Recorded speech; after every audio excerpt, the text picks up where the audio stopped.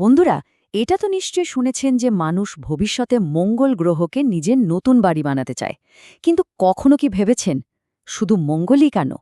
আমাদের সৌরজগতে তো ৮টি গ্রহ, ৪০০রও বেশি চাঁদ আর অসংখ্য গ্রহাণু রয়েছে। তাহলে মঙ্গলের চেয়েও কি ভালো কোনো জায়গা নেই? এর চমকে দেওয়ার মতো উত্তর হল হ্যাঁ, আছে। আর সেটা হলো শনি গ্রহের সবচেয়ে বড় চাঁদ টাইটেন। আজকের এই বিশ্লেষণে আমরা মানবজাতির পরবর্তী সম্ভাব্য বাড়ি খোঁজার এই চূড়ান্ত মহাজাগতিক লড়াই নিয়ে কথা বলবো। কিন্তু শুরুতেই যে প্রশ্নটা মাথায় আসে, নিখুঁত একটা গ্রহ ছেড়ে আমরা অন্য কোথাও কেন যাব? পৃথিবীতে তো আমাদের বেঁচে থাকার জন্য সবই আছে, তাই না? বাতাস, অক্সিজেন, অফুরন্ত পানি, একদম স্বর্গরাজ্য। তবুও সবকিছু ছেড়ে মহাশূন্যের এক অজানা আর ভয়ঙ্কর পরিবেশে যাওয়ার চিন্তা করার পেছনের কারণটা কিন্তু বেশ গভীর। সত্যি বলতে একটা ভয় কাজ করছে। মানুষ ভয় পাচ্ছে যে একদিন না একদিন মানবজাতি হয়তো পৃথিবী থেকে নিশ্চিহ্ন হয়ে যেতে পারে।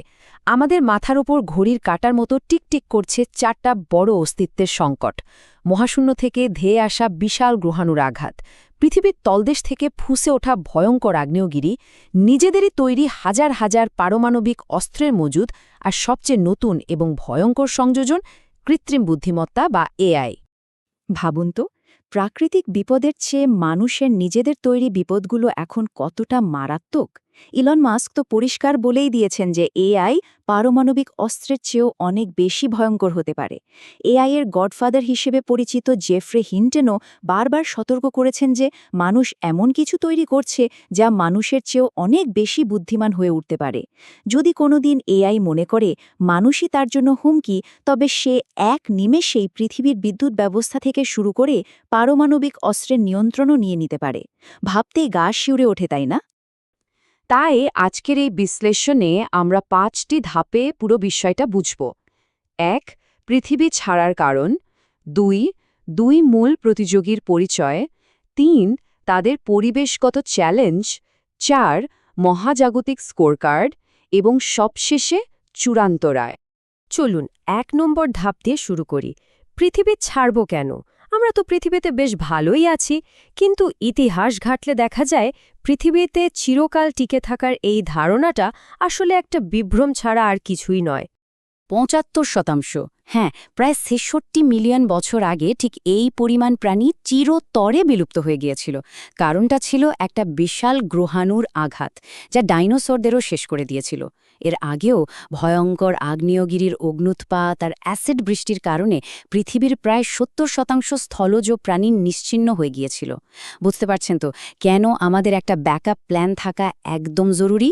এবার আসি 2 নম্বর ধাপে, প্রতিযোগীদের পরিচয়। মানবজাতির ভবিষ্যতের লাইফবোট হওয়ার দৌড়ে এখন 2জন হেভিওয়েট লড়ছে। একদিকে আমাদের সবার পরিচিত মঙ্গল গ্রহ, আর অন্যদিকে আড়ালে থাকা এক আন্ডারডগ, টাইটান। একদিকে আছে মঙ্গল, যেটা পৃথিবীর খুব কাছের একটা প্রতিবেশী, আর অন্যদিকে টাইটান, শনির সবচেয়ে বড় চাঁদ। বিজ্ঞানীরা যখন টাইটানের ভেতরটা পর্যবেক্ষণ করেন, তারা রীতিমতো অবাক হয়ে যান। টাইটান অনেকটা সেই রকম যেমন বিলিয়ন বিলিয়ন বছর আগে আমাদের পৃথিবী ছিল। বলতে গেলে টাইটান হল আক্ষরিক অর্থেই একটা প্রাচীন পৃথিবী। 3 নম্বর ধাপে আমরা দেখব পরিবেশগত চ্যালেঞ্জ। এবার আসল লড়াই শুরু করা যাক। বেঁচে থাকার জন্য সবচেয়ে জরুরি কিছু ক্যাটাগরিতে এই দুটো জগৎকে আমরা মুখোমুখি দাঁড় করাব। প্রথমেই আসি দূরত্বের কথায়। মঙ্গল পৃথিবী থেকে গড়ে 225 মিলিয়ন কিলোমিটার দূরে, যেখানে যেতে সময় লাগে 7 থেকে 9 মাস। অন্যদিকে টাইটান আমাদের থেকে প্রায় 1.6 বিলিয়ন কিলোমিটার দূরে। সেখানে শুধু একটা স্পেসক্রাফট পাঠাতেই 6 থেকে 7 বছর লেগে যেতে পারে। তাই দূরত্ব আর পৌঁছনোর সুবিধার দিক থেকে মঙ্গল গ্রহ একদম স্পষ্ট বিজয়ী। কিন্তু বায়ুমণ্ডলের রাউন্ডে এসে পুরো চিত্রটাই বদলে যায়। মঙ্গলের বায়ুমণ্ডল পৃথিবীর চেয়ে 100 গুণ পাতলা। সেখানে সূর্যের মারাত্মক রেডিয়েশন সরাসরি আঘাত হানে। ভুল করে কেউ হেলমেট খুললে কয়েক সেকেন্ডেই রক্ত টকবক করে ফুটতে শুরু করবে। কিন্তু টাইটানের বায়ুমণ্ডল, সেটা পৃথিবীর চেয়েও ঘন, আর এই ঘন বায়ুমণ্ডল তাকে ক্ষতিকর রেডিয়েশন থেকে চমৎকারভাবে রক্ষা করে। তাই এই রাউন্ডে টাইটান খুব সহজেই জিতে যায়। এবার সুরক্ষার ব্যাপারটা দেখুন। পৃথিবীর ম্যাগনেটিক ফিল্ড আমাদের বায়ুমণ্ডলকে রক্ষা করে। মঙ্গলেরও একসময় নিজস্ব ম্যাগনেটিক ফিল্ড ছিল, কিন্তু সেটা হারিয়ে যাওয়ার পর তার বায়ুমণ্ডলও ধ্বংস হয়ে যায়। মজার ব্যাপার হলো, টাইটানের নিজের কোনো ম্যাগনেটিক ফিল্ড নেই, কিন্তু সে শনি গ্রহের বিশাল ম্যাগনেটিক ফিল্ডের ঠিক ভেতরেই অবস্থান করে, ফলে সে পুরোপুরি সুরক্ষিত। এখানেও টাইটান এগিয়ে। তবে টাইটানের একটা খুব বড় সমস্যা আছে, আর সেটা হলো এর ভয়ঙ্কর রকমের হিমশীতল তাপমাত্রা, -179°C। ভাবা যায়? টাইটান সবসময় এই অন্ধকার আর জমাট বাঁধা ঠান্ডায় আটকে থাকে। সেখানে একবার নিঃশ্বাস নিলে মুহূর্তের মধ্যেই ফুসফুস শক্ত বরফে পরিণত হবে। টাইটানের এই পার্মানেন্ট ডিপ ফ্রিজ অবস্থার সাথে তুলনা করলে মঙ্গলকে অনেকটাই সহনীয় মনে হয়। মঙ্গল বেশ ঠান্ডা হলেও দিনের বেলায় তাপমাত্রা কখনো কখনো 20°C পর্যন্ত উঠে যায়। তাই তাপমাত্রার সুবিধাটা নিঃসন্দেহে মঙ্গল গ্রহই পাচ্ছে। মাধ্যাকর্ষণ বা গ্র্যাভিটির দিকটা একটু দেখা যাক। টাইটানে মাধ্যাকর্ষণ মাত্র 14%। সেখানে মানুষ ডানা লাগিয়ে পাখির মতো উঠতে পারবে। শুনতে দারুণ লাগছে, তাই না?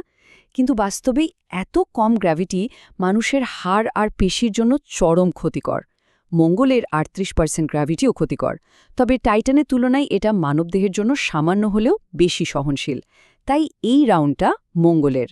দীর্ঘমেয়াদী টিকে থাকার জন্য সম্পদ হচ্ছে সবচেয়ে গুরুত্বপূর্ণ। মঙ্গলে তরল পানি নেই বললেই চলে, আর মাটিও প্রচণ্ড বিষাক্ত। কিন্তু টাইটান, সেখানে 38 ট্রিলিয়ন টন তরল মিথেন আর ইথেনের সুবিশাল সমুদ্র রয়েছে।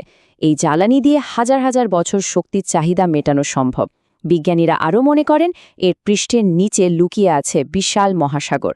শক্তির এই অফুরন্ত উৎসের কারণে টাইটান এ ক্যাটেগরিতে নিরঙ্কুশ বিজয়ী। তাহলে এবার 4 নম্বর ধাপে মহাজাগতিক স্কোরকার্ডটা একটু মিলিয়ে নেওয়া যাক। এতক্ষণ ধরে অনেকগুলো দিক বিবেচনা করার পর চূড়ান্ত পয়েন্ট হিসাব করার সময় চলে এসেছে। আর ফলাফলটা হলো একটা পারফেক্ট 3-3 টাই। দূরত্ব, তাপমাত্রা আর মাধ্যাকর্ষণের দিক দিয়ে মঙ্গল জিতেছে। অন্যদিকে বায়ুমণ্ডল, রেডিয়েশন থেকে সুরক্ষা আর সম্পদের দিক দিয়ে টাইটান জিতেছে। খেয়াল করে দেখুন, দুটো গ্রহ সম্পূর্ণ আলাদা এবং প্রত্যেকেই বেঁচে থাকার অত্যন্ত গুরুত্বপূর্ণ দিকগুলোতে আধিপত্য বিস্তার করছে।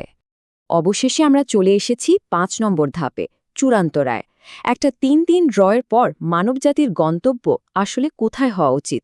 এখন এই বেঁচে থাকার লড়াইয়ের সবচেয়ে বড় টুইস্ট এবং একটা বাস্তবসম্মত সমাধানের দিকে আমাদের এগোতে হবে। সত্যি কথাটা একটু রুড, সোজাসাপটা ভাষায় বললে এই দুটো জায়গার কোনোটাই মানুষের জন্য স্বর্গরাজ্য নয়। পছন্দটা এখানে ভীষণ হতাশাজনক। একদিকে মঙ্গল হল রেডিয়েশনে পরিপূর্ণ একটা মরুভূমি, আর অন্যদিকে টাইটান হল জমাট বাঁধা বরফের এক নরক। কোনো সুস্থ মস্তিষ্কের মানুষ কি নিজের সুন্দর বাড়ি ছেড়ে এমন জায়গায় থাকতে যাবে? আমাদের কোনোভাবেই ভুলে গেলে চলবে না যে পৃথিবী বিলিয়ন বিলিয়ন বছর ধরে বিবর্তিত হয়ে এমন একটা চমৎকার পরিবেশ তৈরি করেছে। পৃথিবীর বায়ুমণ্ডল এবং মাধ্যাকর্ষণ মানবদেহের জন্য একদম পারফেক্ট। দিন শেষে চরম সত্যটা হল, পৃথিবী মানবজাতির প্রথম এবং একমাত্র আসল প্রাকৃতিক বাড়ি। তবে মানবজাতিকে বিলুপ্তির হাত থেকে বাঁচাতে যদি অন্য গ্রহে আমাদের ছড়িয়ে পড়তেই হয়, তবে হাজারো ত্রুটি থাকা সত্ত্বেও মঙ্গল গ্রহই হচ্ছে প্রয়োজনীয় প্রথম পদক্ষেপ। এটা আমাদের কাছাকাছি, আর সেখানে যাওয়ার খরচও তুলনামূলক কম। টাইটানের মতো বিশাল এবং কঠিন প্রজেক্ট হাতে নেওয়ার আগে মহাশূন্যে বেঁচে থাকার কৌশল শেখার জন্য মঙ্গলই হবে আমাদের সবচেয়ে জরুরি প্র্যাকটিস গ্রাউন্ড। তবে শেষ করার আগে একটা প্রশ্ন কিন্তু থেকেই যায়। বহুগৃহের প্রজাতি হওয়ার এই স্বপ্নটা শুনতে যতই রোমাঞ্চকর লাগুক না কেন, এর জন্য যে অভাবনীয় আত্মত্যাগ প্রয়োজন, যেমন চিরতরে নিজের আদিম জগৎকে ভুলে যাওয়া, সত্যিই কি কেউ স্থায়ীভাবে এই সুন্দর পৃথিবীকে পেছনে ফেলে যেতে প্রস্তুত?